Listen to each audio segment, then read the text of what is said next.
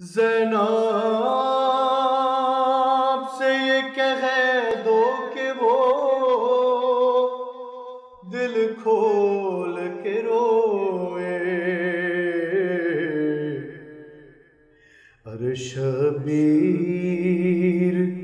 کی غمشیر ہے رونے کو نہ ترسے۔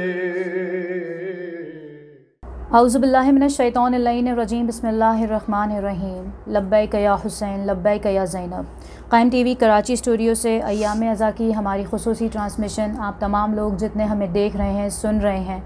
تمام دیکھنے اور سننے والوں کو میری اور ٹیم کی جانب سے السلام علیکم۔ جیسا کہ گزشتہ پروگرامز میں نے تذکرہ کیا تھا کہ ہم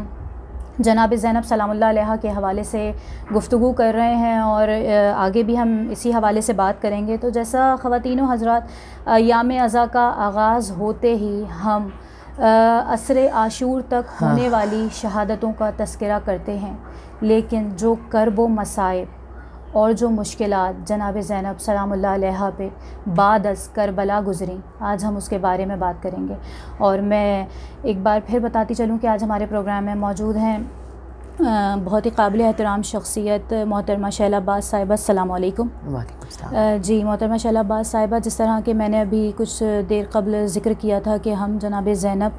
کے اوپر پیش آنے والے وہ مصائب جو بعد از کربلا ہوئے، اس حوالے سے ہم گفتگو کرنا چاہ رہے ہیں، تو میں چاہوں گی کہ اس حوالے سے آپ تمام دیکھنے اور سننے والوں کو بالکل شہزادی زینب سلام اللہ علیہا وہ ہیں کہ زینب خستہ جگر حامی دین اسلام، ورق ذہن سے مٹ سکتا نہیں آپ کا نام، کربلا آپ کے کردار کو کرتی ہے سلام، پرسہ دینے کے لیے آئے ہیں ناچیز غلام، سیل غم دیدہ پرنم سے رواں ہے بی بی، یہی لے دیکھے متاع دل و جاں ہے بی بی۔ شہزادی زینب سلام اللہ علیہا پر جو قیامتیں گزری ہیں اور ان کا جو آغاز ہے وہ امام صلی اللہ علیہ وسلم کی شہادت سے، امام صلی اللہ علیہ وسلم کی رخصت سے ہے، اور تاریخ یہ بتاتی ہے کہ امام علی مقام جب رخصت آخر کے لیے خیمہ گاہ میں آئے ہیں تو آپ نے اس وقت میں ان لٹی ہوئی بیویوں کو آپ نے ایک خطبہ دیا، وہ خطبہ جس میں آپ کا پہلا جملہ یہ ہے کہ اے بیویوں مصیبتیں اٹھانے کے لیے تیار ہو جاؤ۔ اب اگر سننے والوں کے ذہن میں وہ سارے مصائب ہوں کہ جو صبح عاشور سے عصر عاشور تک پیش آئے ہیں، اور اب وہ بیویاں، لٹی ہوئی بیویاں جنہیں اپنی آغوش کے پالے قربان کر دی امام صلی اللہ علیہ وسلم کے لیے کہ امام یعنی فاطمہ زہرا کا لال بچ جائے، اور اس کے بعد امام کا یہ ارشاد کہ اے بیویوں مصیبتیں اٹھانے کے لیے تیار ہو جاؤ۔ اگر ہم اس ایک جملے پر ہی غور کرتے ہیں تو ہمیں نظر آتا ہے کہ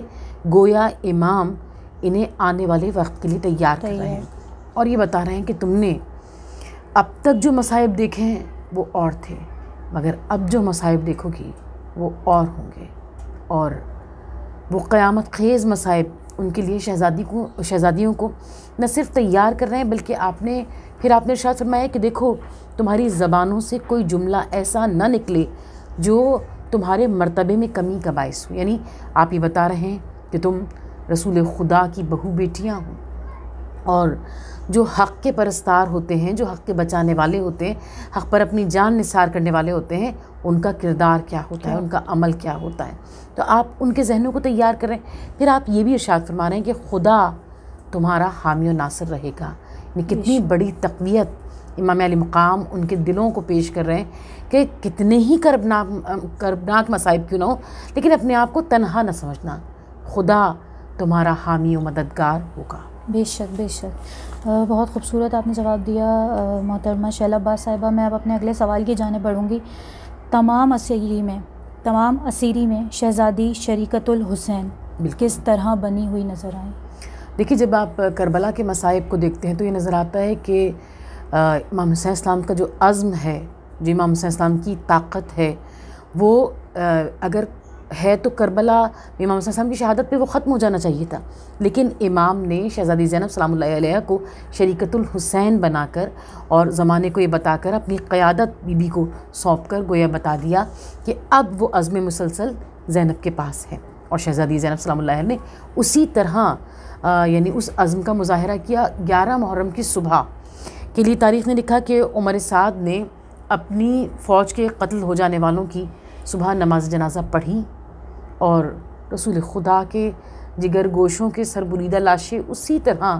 ریگے گن پر پڑے چھوڑ دیے، اور پھر یہی نہیں بلکہ حکم دیا کہ اہل بیت اطہار کو وہاں سے گزارا جائے تاکہ ان کے حوصلے پست ہو جائیں۔ عمر سعد اور اس کے ساتھی کیا جان سکتے ہیں جو خدا کے پرستار، خدا کے پیغام کو ہمیشہ کے لیے ثبت کرنے والے لوگ ہیں، وہ ان کا کردار کتنا بلند ہے، ان کے پائے سے بات میں کسی بھی بات سے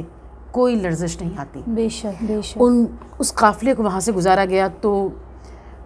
تاریخ نے لکھا کہ امام زین العابدین صاحب نے ارشاد فرمایا کہ جب میں نے اپنے بابا، اپنے چچا، اپنے بھائیوں اور اپنے بابا کے انصار کی لاشیں، سربریدہ لاشیں دیکھے ریگے گن پر پڑے ہوئے تو قریب تھا، میں اتنا مضطرب ہوا کہ قریب تھا کہ میرے جسم سے جان نکل جائے، اور اس وقت میں میری پھوپھی شریکت الحسین شہزادی زینب سلام اللہ علیہ نے اس وقت میں مجھے امام وقت کو سہارا دیا اور یہ کہا میری جان کیوں گھبراتے ہو، یہ تو ایک وعدہ تھا خدا کے رسول کا، سردار انبیاء کا، خدا سے، جس کو تمہارے بابا نے پورا کیا۔ اور پھر آپ نے بڑے عجیب جملے ارشاد فرمائے شہزادی زینب سلام اللہ علیہ نے، آپ نے کہا کہ تم دیکھنا کہ تمہارے بابا کی قبر کے آثار ہمیشہ باقی رہیں گے،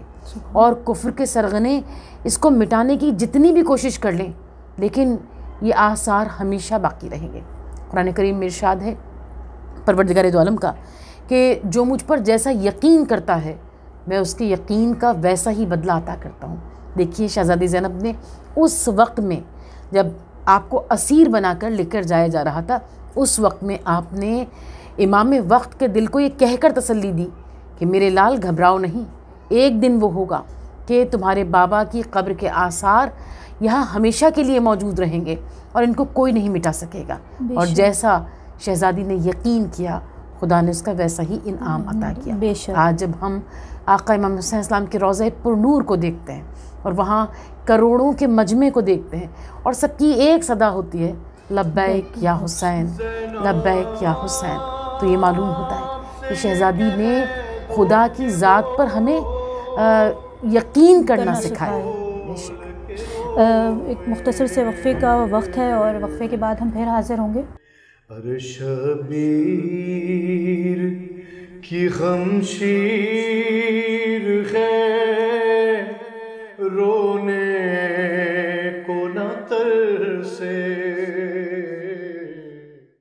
زینب سے یہ کہہ دو کہ وہ دل کھول کے روئے۔ جی وقفے کے بعد ہم پھر حاضر ہیں اور میں آپ کو ایک بار پھر بتاتی چلوں کہ آج ہمارے ساتھ موجود ہیں ذاکرہ اہل بیت محترمہ شیلا عباس صاحبہ، ہم ان سے گفتگو کر رہے ہیں شہزادی جناب زینب سلام اللہ علیہا کے حوالے سے۔ میں اپنا اگلے سوال کی جانب بڑھوں گی۔ جناب جب شہزادی اور امام وقت اور بیویوں کے ہمراہ دربار میں داخل ہوئے اس وقت کیا مصائب درپیش آئے تھے اور کوفے کا کیا منظر تھا؟ دیکھیے کوفہ جو ہے اس کے لیے پہلے عرض کروں کہ 12 محرم کو جب یہ قافلہ اسیروں کا قافلہ کوفے میں پہنچا ہے تو دراصل کوفہ ہے کیا، یعنی اس کی تاریخ کیا ہے۔ یہاں امام مولا کائنات علی رحمۃ اللہ السلام نے یہاں پر حکومت کی ہے اور شہزادی وہاں شہزادیوں کی طرح رہی ہیں۔ تو ایک تو جب ہم شہزادی کا کوفے میں داخلہ پڑھتے ہیں تو پہلی چوٹ جو دل پہ پڑتی ہے وہ یہ کہ ظاہر ہے کہ جب ایک کسی کا بابا وہاں پر حکمران ہو اور بیٹی شہزادیوں کی طرح رہی ہو تو یہی کتنی بڑی قیامت ہوگی شہزادی زینب سلام اللہ علیہ کے لیے کہ آپ اس میں داخل ہو رہی ہیں۔ پھر یہ کہ کوفے کا کردار جو ہے وہ کیا رہا ہے کربلا کی تاریخ میں، تو تاریخ یہ بتاتی ہے کہ امام حسین السلام کے پاس جب آپ مکے سے مدینے سے مکے مقیم ہوئے ہیں، یعنی جب آپ نے ہجرت کی ہے تو آپ کچھ عرصہ مکے میں رہیں، اس رہنے میں امام کے پاس 12,000 خطوط آئے ہیں کوفے والوں کے، جس کے لیے تاریخ نے لکھا کہ ہر خط پر 4-4 5-5 لوگوں کے دستخط ہوتے تھے اور جس پر یہ لکھا ہوا ہوتا تھا، یعنی جو لب لباب تھا تمام تحریروں کا وہ یہ کہ مولا ہمارے درختوں کے پھل پک گئے ہیں، مولا ہمارے چشموں کا ٹھنڈا پانی آپ کا منتظر ہے، ہم یزید جیسے فاسق و فاجر کی حکمرانی کو قبول نہیں کرتے. مولا اگر آپ نہیں آئیں گے تو ہم کل شکایت کریں گے کہ ہم نے آپ کو بلایا اور آپ نہیں آئے. اور اس کے بعد کوفے والوں نے عہد شکنی کی، یعنی حضرت مسلم وہاں پہنچے اور 18,000 کوفیوں نے آپ کے ہاتھ پر بیعت کی اور پھر اس عہد کو توڑ دیا. اور آج جب شہزادی اس کوفے میں داخل ہو رہی ہیں تو تاریخ نے لکھا کہ ابن زیاد نے حکم دیا تھا کہ کوفے کو ایسا سجایا جائے کہ مثل عید کے، اور لوگ زرق برق لباسوں میں ملبوس تھے اور اتنا شور تھا اور اتنے تماشبین تھے کہ یقیناً ایک لمحے کے لیے اگر ہم تصور کرتے ہیں تو ہمارا دل ڈوبنے لگتا ہے کہ اہل بیت اطہار، وہ بیبیاں عصمت مآب عفت مآب بیبیاں جن کے سروں پر چادریں نہیں ہیں، وہ اس شہر میں داخل ہو رہی ہیں جہاں آپ کے بابا نے 5 سال حکومت کی ہے، اور وہاں یہ منظر پیش آ رہا ہے. اور اس میں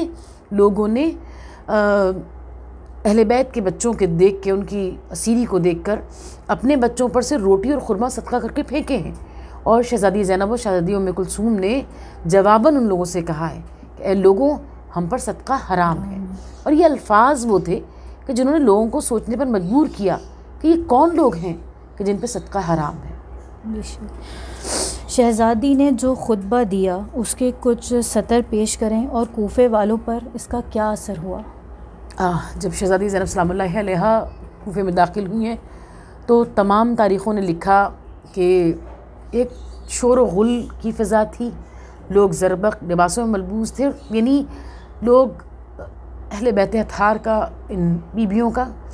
کے لیے تماشبین بن کر آئے ہوئے تھے. اور ایسے عالم میں جب یعنی یہ میں نے عرض کیا کہ ان بچوں کے اوپر خرما صدقہ کر کے پھینکے گئے تو شہزادی نے جواب دیا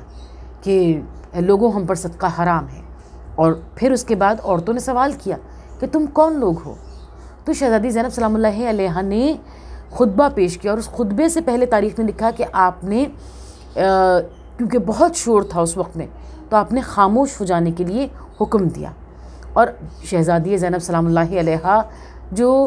علی کی بیٹی ہیں، جو فاتح خیبر و خندق کی بیٹی ہیں، جو شہزادی کے لہجے میں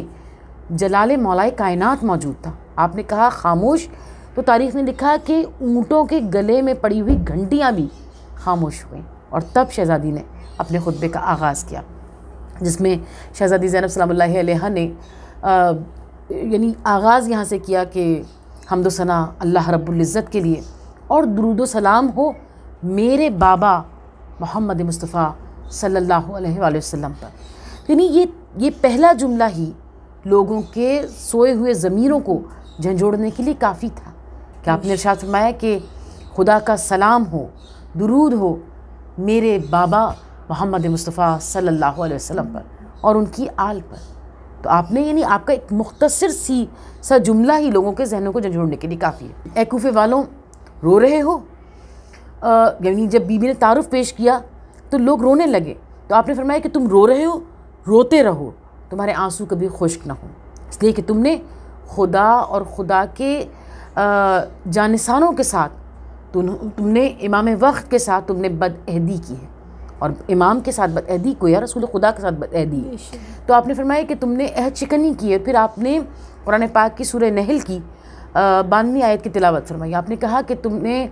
اے قسمیں کھا کر پلٹنے والوں، تمہاری مثال اس عورت کی سی ہے جو مکے میں رہتی تھی،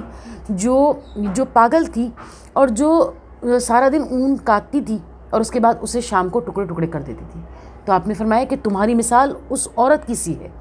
تم نے خود بلایا آقا امام حسین علیہ السلام کو کہ ہماری ہدایت کے لیے آئیے، اور اس کے بعد تم نے خود عہد شکنی کی. پھر آپ نے شرط میں کہ کل تم کیا جواب دو گے رسول خدا صلی اللہ علیہ وسلم کو، میرے بابا میرے جد محمد مصطفیٰ کو کل تم کیا جواب دو گے جب وہ سوال کریں گے کہ تم نے میری ناموس کے ساتھ کیا کیا؟ تم نے کچھ کو قتل کر ڈالا اور کچھ کو گرفتار کر ڈالا، تم اس وقت میں کیا جواب دو گے؟ کوفے والوں، رسول خدا سوال کریں گے کہ کیا میرے رشد و ہدایت کی یہی جزا تھی، یہی صلہ تھا؟ اور پھر آپ نے شرط فرمایا کہ اے کوفے والوں، تم نے اپنے لیے توبہ کے دروازے بند کر دیے، اب خدا تمہاری کبھی مغفرت نہیں کرے گا. اور یہ وہ الفاظ تھے، یعنی بی بی کا خطبہ ختم ہوا ہے اور تاریخ نے لکھا کہ وہ لوگ جو تماشبین بن کر آئے تھے وہ لوگ جو شور مچا رہے تھے، وہ لوگ جو تماشا دیکھنے کے لیے آئے تھے، وہ لوگ منہ پیٹ پیٹ کر رونے لگے اور روتے جاتے تھے اور گریہ کرتے جاتے تھے اور کہتے تھے کہ ہم نے اللہ کے ساتھ، اللہ کے رسول کے ساتھ، حسین ابن علی کے ساتھ ہم نے عہد شکنی کی، ہم نے اپنے لیے توبہ کے دروازے بند کر دیے۔ محترمہ شہلا عباس صاحبہ، میں اور قائم ٹی وی کی پوری ٹیم آپ کے بے حد شکر گزار ہیں کہ آپ ہمارے پروگرام کا حصہ ہیں اور انشاءاللہ آگے بھی حصہ رہیں گی، اور اسی کے ساتھ مجھے اور ہماری ٹیم کو اجازت دیجیے، انشاءاللہ اگلی نشست میں پھر آپ سے ملاقات ہوگی۔ فی امان اللہ۔ شبیر کی خمشیر